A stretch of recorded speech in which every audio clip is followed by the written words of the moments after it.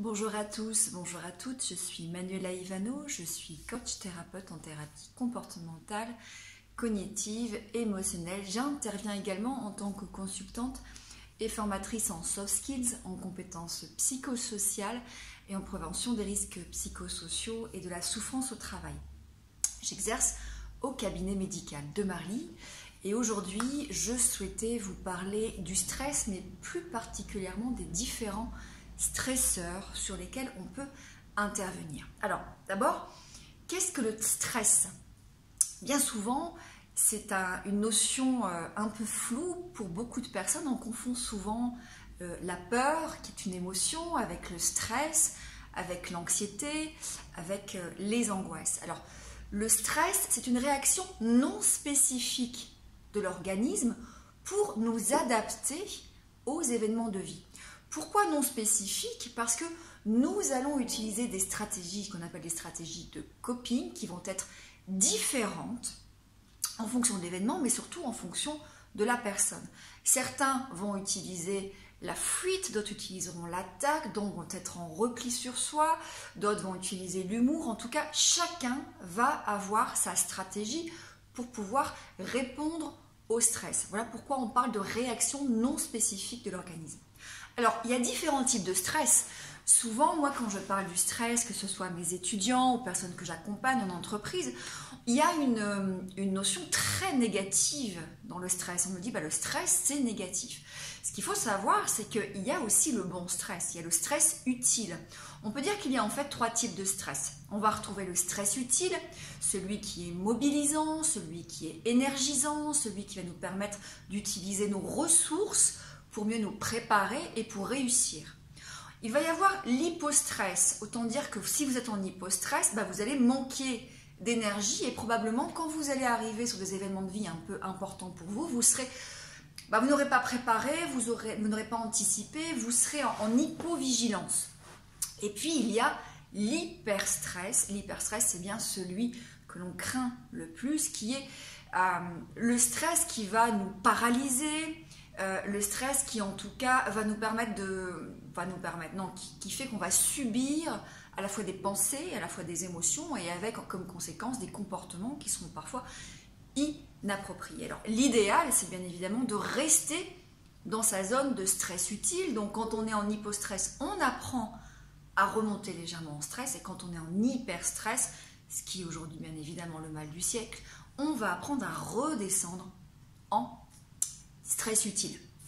Alors, pourquoi est-ce qu'on est stressé? Il y a plusieurs façons d'aborder les choses. Moi, je vais vous aborder le stress sous l'angle du déséquilibre entre la perception de l'événement ou de la situation et la perception de nos ressources et de notre capacité à nous adapter.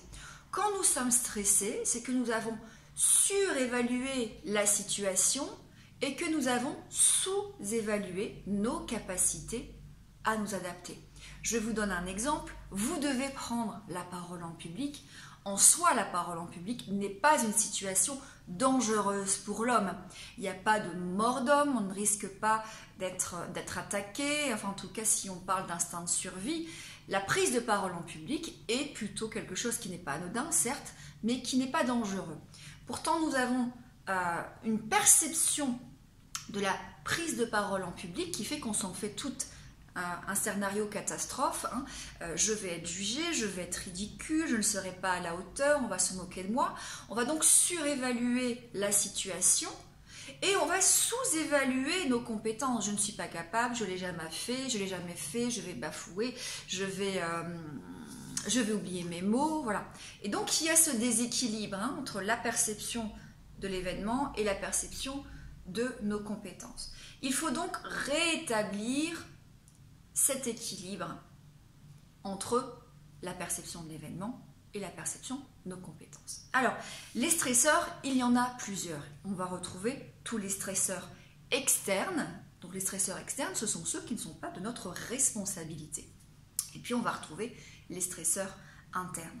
Dans les stresseurs externes, vous allez retrouver d'abord tout ce qu'on appelle les facteurs psychosociaux, que ce soit une maladie, que ce soit un licenciement, que ce soit un divorce, que ce soit une séparation, que ce soit un déménagement, que ce soit aussi un mariage. Il y a aussi, bien évidemment, les événements heureux vont créer aussi du stress. Et parfois, c'est cette accumulation d'événements, de situations qui fait qu'on peut passer très rapidement en hyperstress. Alors, bien évidemment, si vous avez accumulé un licenciement, plus un divorce, plus une séparation, plus des problèmes de santé, plus des deuils, vous avez de très grandes chances d'être en hyperstress et de basculer vers un burn-out, vers de l'anxiété, peut-être même vers un type de dépression.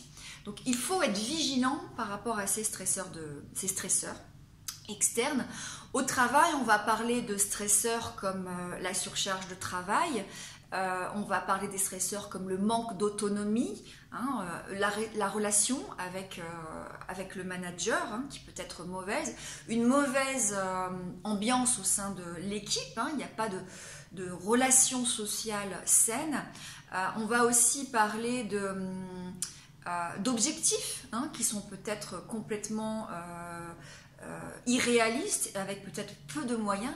Donc tout ça, ce sont les facteurs, les stresseurs externes qui sont liés au travail et qui fait qu'on peut basculer dans la souffrance au travail, pourquoi pas aussi un burn-out.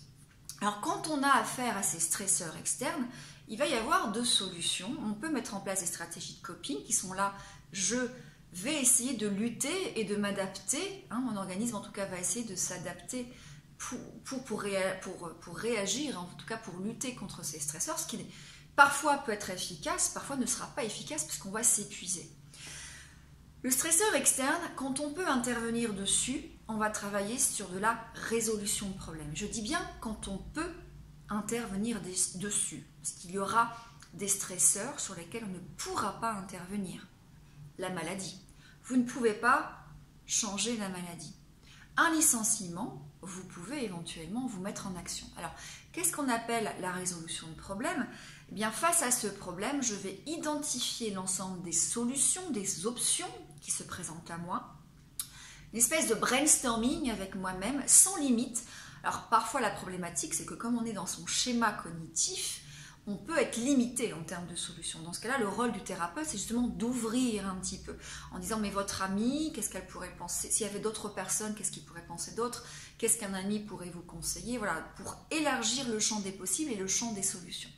On va ensuite, sur chaque solution, identifier les avantages, les inconvénients et les conséquences à long terme, pour ensuite choisir la meilleure solution, la tester, voir si la solution convient. Si elle ne convient pas, on passe à une autre solution.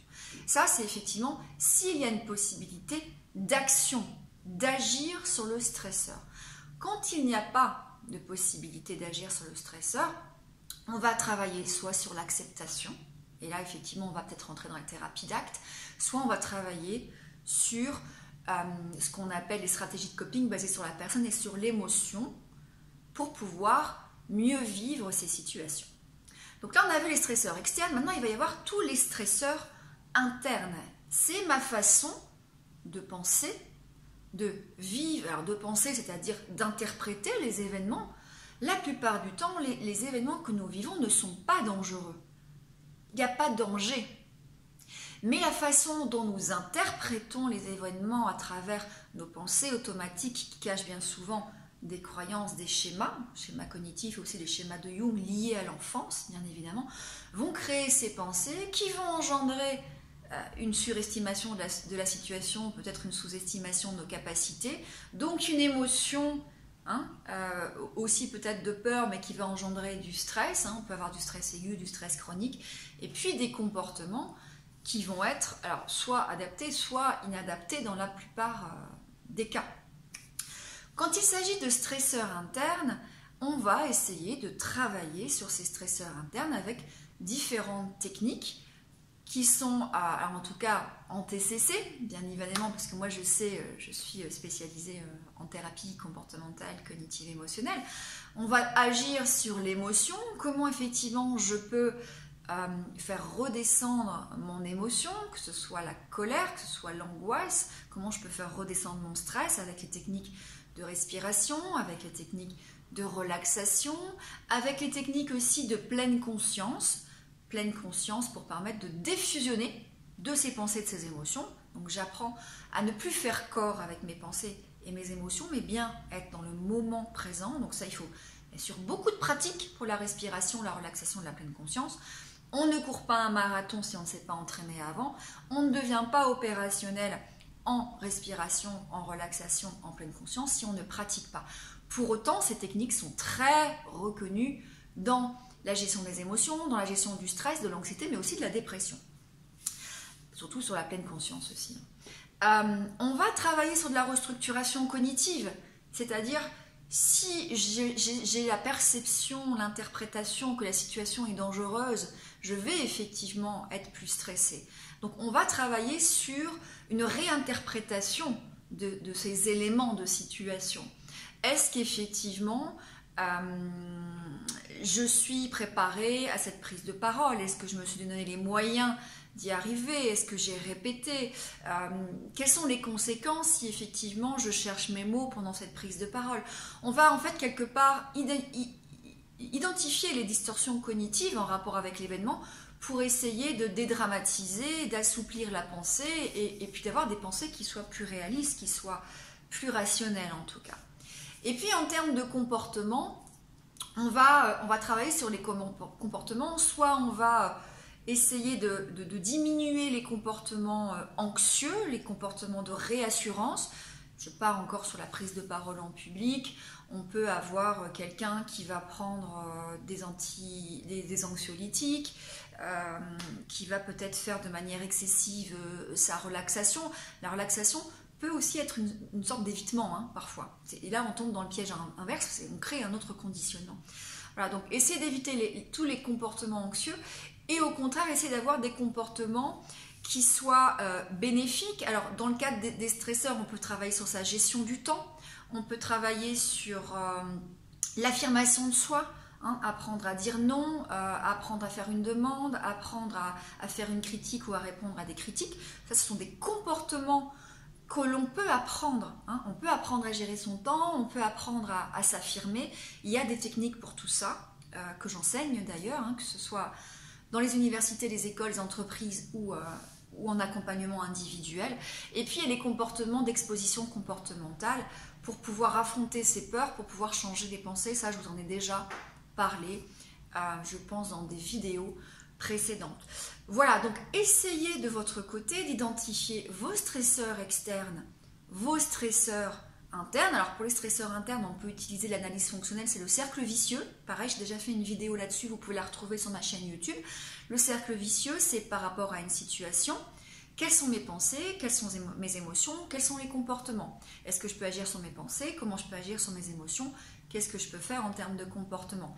Bien évidemment, c'est toujours plus simple si on est accompagné d'un thérapeute, mais vous avez aussi beaucoup de livres en self-help sur le stress. Tous les livres de Dominique Servant sont très bien faits pour pouvoir gérer par soi-même son stress. Et puis, vous avez tous ces facteurs externes à voir. Est-ce que je peux intervenir? Est-ce que je peux agir? Est-ce que je peux changer les choses sur ces stresseurs? Dans ce cas, je fais la résolution de problèmes. Si je ne peux pas les changer, eh bien, comment je travaille activement sur ma personne? Acceptation d'un côté, travail sur le stress et la gestion du stress de l'autre. Voilà, prenez soin de vous. J'espère que cette vidéo de 13 minutes quand même vous aura été utile. À très bientôt.